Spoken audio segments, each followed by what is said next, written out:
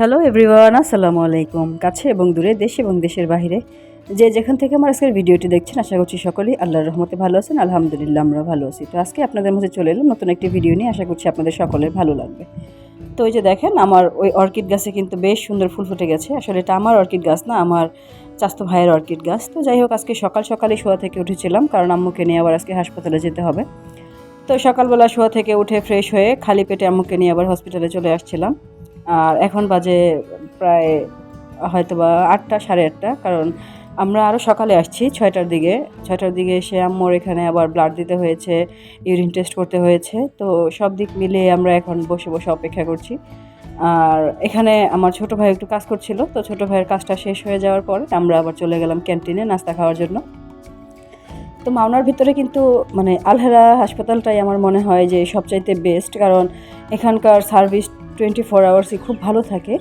তো আম্মুকে নিয়ে বা আমাদের বাসার যে কেউ সবাই কিন্তু এখানেই আসে। আর আমার ছোটো ভাই যেহেতু এখানে জব করে, তো এখানে আমরা একটা এক্সট্রা সার্ভিস পাই। তো যাই হোক, এই যে দেখেন, আমরা কিন্তু এখানে নাস্তা করছিলাম পরোটা, ডিম ভাজি আর সবজি। তো নাস্তা করে আবার চলে যাব, 2 ঘন্টা অপেক্ষা করতে হবে, 2 ঘন্টা পরে আবার আম্মুর ব্লাড দিতে হবে। তো নাস্তা শেষ করে আমরা আবার এখানে এসে ল্যাবের সামনে বসে আছি। আসলে অপেক্ষার সময়টা কিন্তু কাটে না, তাই না? অপেক্ষা করতে করতে কিন্তু দেখা গেল যে কখন যে মানে সময়টা যায় সেটাও আসলে খুব বোঝা যায় যে অপেক্ষার মুহূর্তটা খুব কষ্টের।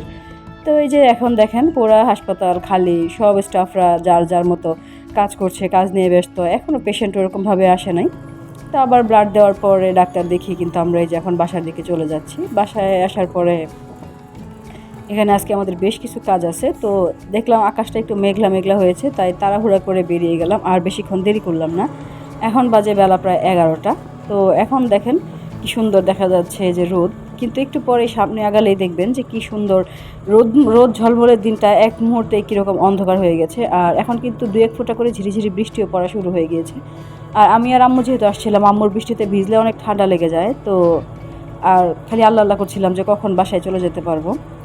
আর আমার কণ্ঠটা আজকে দেখা যাচ্ছে এমনিতেই তো মোটা, তো যাই হোক আজকে অনেক ঠান্ডা লেগেছে। ঠান্ডা লাগার কারণে কিন্তু আমার কথাগুলো একটু বেজে বেজে আসছে, আপনারা অবশ্যই এটাকে ইগনোর করবেন।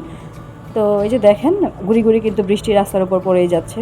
আর আমরা খুব মনে প্রাণে চাইছিলাম যে বাসায় যাওয়ার পর যেন বৃষ্টিটা নামে, কারণ বৃষ্টি নামলে কোথায় দাঁড়াবো, ছাতাও নিয়ে আসে নাই। তো এখন কিন্তু বেশ মানে মোটামুটি একটু একটু করে বৃষ্টি পড়ছে। আর হঠাৎ করে দেখলাম দিনটা কীরকম একবারে অন্ধকারাচ্ছন্ন হয়ে গিয়েছে। দেখেন আকাশে কী পরিমাণ মেঘ জমেছে। তো মেঘ জমেছে দেখে কিন্তু বেশ ভয়ও লাগছিল, কারণ রাস্তাঘাটের যে অবস্থা। আর রাস্তার মানে অটোগুলো কিন্তু বেশ বেপরোয়া চলে। আর কি করব বলেন, অটোতে না উঠেও তার উপায় নাই, কারণ বাসে ওঠা নামাটা এটা হচ্ছে, কিন্তু অটোতে যাতায়াত করাটাই মনে হয় বেশ সুবিধা। আর তার সুবিধা নিয়েই কিন্তু একবারে মানে অটো ড্রাইভারগুলো কিন্তু বেশ ঝামেলাই করে। তো যাই হোক, দেখতে দেখতে কিন্তু বাসায় চলে আসলাম। বাসায় আসি আর বেশিক্ষণ দেরিও কিন্তু হয় নাই, ঝমঝমিয়ে বৃষ্টি নামে গেছে। আর বৃষ্টিটা কিন্তু এত পরিমাণ জোরে হচ্ছিল যে আর কি বলবো। আর টিনের চালের বৃষ্টির শব্দ কিন্তু শুনতে বেশ ভালো লাগে। আর আমাদের যেহেতু টিনের চাল, তো বৃষ্টির শব্দটা কিন্তু বেশ মজা লাগে শুনতে, রুমঝুম রুমঝুম বৃষ্টির শব্দ। তো কার কার এরকম বৃষ্টির শব্দ শুনতে ভালো লাগে বলেন তো? আর যদি আমার আজকের ভিডিওটি আপনাদের ভালো লাগে, তাহলে অবশ্যই কিন্তু আমার ভিডিওতে একটি লাইক করবেন। আপনাদের একটি লাইক আমার এই ভিডিওটিকে আরও বেশ কয়েকজনের মাঝে পৌঁছে দিতে সহায়তা করবে। আর ভিডিও দেখতে দেখতে যদি ভিডিওর কোনো একটি অংশ আপনাদের খুব বেশি ভালো লেগে যায়, তাহলে অবশ্যই আমার চ্যানেলটিকে সাবস্ক্রাইব করে দেবেন, পাশে থাকা বেল বাটনটি প্রেস করে দেবেন, যেন পরবর্তীতে কোনো ভিডিও আপলোড করলে সঙ্গে সঙ্গে নোটিফিকেশন আপনাদের কাছে চলে যায়। আর আপনাদের সহযোগিতা আমার একান্তই কাম্য। তো যাই হোক, এই যে দেখেন এখন কিন্তু বেশ বৃষ্টি পড়ছে। আর এরকম বৃষ্টির দিনে একটু খিচুড়ি না হলে কি হয় বলেন তো?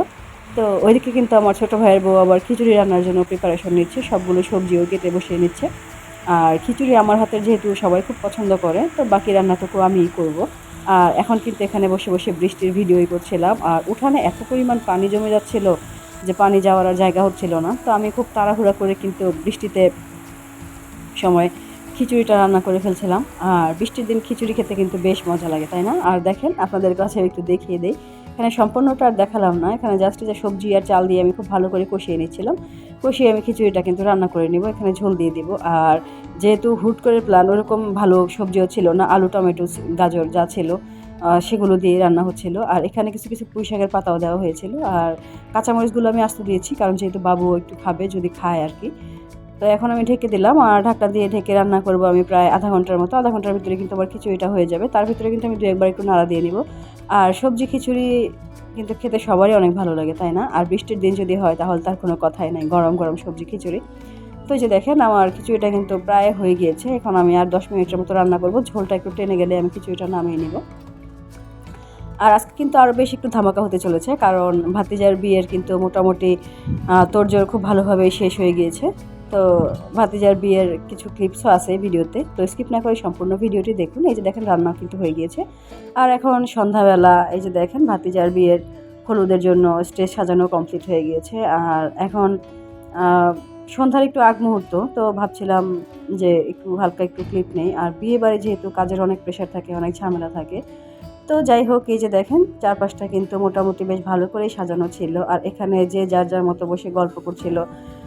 আর বৃষ্টির দিন যেহেতু হুটহাট করেই বৃষ্টি নেমে যায়, তো সবারই কিন্তু একটা টেনশন ছিল যে কীরকমভাবে হবে বা কীরকমভাবে হবে না। তো আমরা সবাই কিন্তু দোয়া করছিলাম যে আল্লাহ যেন খুব ভালোভাবে অনুষ্ঠানটা শেষ হয়ে যায়, বৃষ্টিটা যেন না পড়ে। আর যেহেতু আত্মীয়র ভিতরেই বিয়ে হচ্ছে, তো সব দিক মিলিয়ে কিন্তু বেশ ভালোই লাগছিল। আর এখন দেখেন রাত্রেবেলার লাইটিংটা, এখানে লাইটিংটাও কিন্তু বেশ সুন্দর হয়েছিল, কিন্তু মানে ওরকমভাবে বোঝা যাচ্ছিল না। তো যাই হোক দেখতে থাকেন আর আপনারাও আমার সঙ্গে এনজয় করতে থাকেন। আবারও বলছি, যদি ভিডিওটি দেখতে দেখতে ভিডিওর কোনো একটি অংশ আপনাদের ভালো লেগে যায় তাহলে অবশ্যই আমার চ্যানেলটিকে সাবস্ক্রাইব করে দেবেন। তো এখানে কিন্তু আমরা সবাই মিলে দাঁড়িয়েছিলাম, একটু ভিডিও করছিলাম, সবাই একটু দুষ্টামি করছিলাম, হাসাহাসি করছিলাম। তো এখন আবার কিন্তু আমরা চলে যাব বাড়িতে যাওয়ার পরে আজকে ওই দিকের যে প্রিপারেশনগুলো ছিল সেটুকুই দেখাবো। আর এখানে কিন্তু বাচ্চা পার্টিগুলো সব ছবি ওঠা নিয়ে কিন্তু খুব ব্যস্ত ছিল। আর যেহেতু একটা বিয়ে বাড়ি থাকলে কিন্তু বাবুরা কিন্তু বেশ উৎফুল্ল থাকে, ওরা বুঝুক আর না বুঝুক। আর আমাদের বাবু কিন্তু অসুস্থ ছিল, বাবু মোটটা তেমন ভালো ছিল না। সবাই আমার বাবুর জন্য দোয়া করবেন, আল্লাহ যেন ওকে খুব তাড়াতাড়ি সুস্থ করে দেয় আর ওকে যেন হেফাজতে রাখে, সকল প্রকার বালা মুসিবত থেকে যেন দূর করে। তো আজকের মতো এখানে বিদায় নিচ্ছি। আল্লাহ হাফেজ।